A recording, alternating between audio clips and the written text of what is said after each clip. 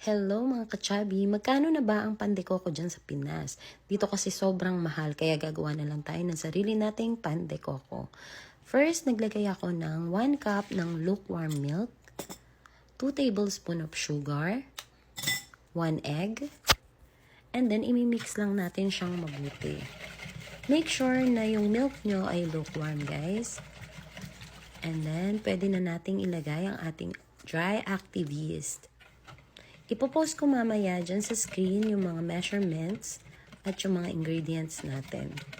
Mix natin mabuti and then cover lang natin for 15 minutes.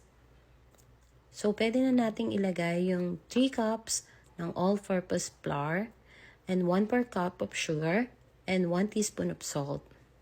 Mix natin mabuti. Ayan guys. Haluin lang natin mabuti. Alam nyo guys, pag ganyan na yung consistency, pwede natin ilagay yung ating oil. Kayo na bahala kung anong oil ang gusto nyong ilagay. Vegetable oil, coconut oil, olive oil, or baby oil. Ayan guys. Alam niyo mas maganda yung oil yung nilalagay kaysa magdagdag tayo ng flour kasi mas tumitigas daw yung bread. Make sure na hindi na siya dumidikit sa ating bowl. And then, i-rest lang natin siya for 1 hour and 30 minutes. And then, habang nire-rest natin yung ating dough, mag-prepare na tayo ng fillings. Ayan guys, nilagyan ko ng 1 hot cup of butter. And then, coconut flakes. Actually guys, wala kami kasi ditong niyog. So, much better kung gagamit kayo ng niyog since marami dyan sa Pinas.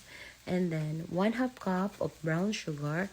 Dinagdagan ko din yun ng condensed milk. Guys, hindi ko lang sinama. Ayan. Pwede na natin siyang set aside pagluto na. And then, after 1.5 hour, nag-double na yung size ng ating dough. Pwede na natin siyang i-divide. Alam nyo guys, nahati ko siya ng 16 pieces. So, magkakaroon tayo ng 16 pieces ng pandekoko. Ayan. Minsan kasi guys, alam nyo yun, iba pa rin kapag kayo yung nagluluto ng sarili nyong pagkain. Bukod sa alam nyo na malinis, mas makakatipid pa kayo.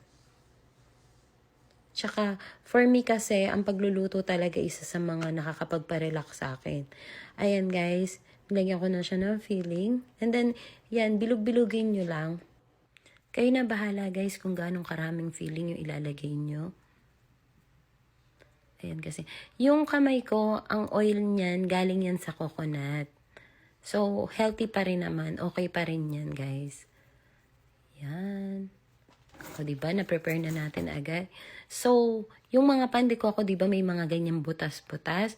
Pwede na natin siyang tusok-tusukin ng ating tinidor. O, diba? Mukha na siya talagang pandekoko. Grabe, excited na ako. Masarap kaya to. Ayan, i-cover natin at i-rest for 30 minutes. And then, ayan na siya guys. Pwede na natin siya i-brush ng washed egg. Kasi maganda talaga yung kulay kapag nilalagyan mo ng washed egg.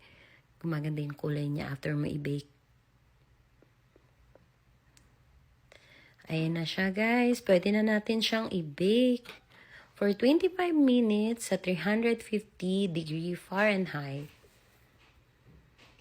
And there you have it. We have our own pandekoko. Masarap na merienda or almusal with coffee. Ayan guys, thank you for watching. Kain!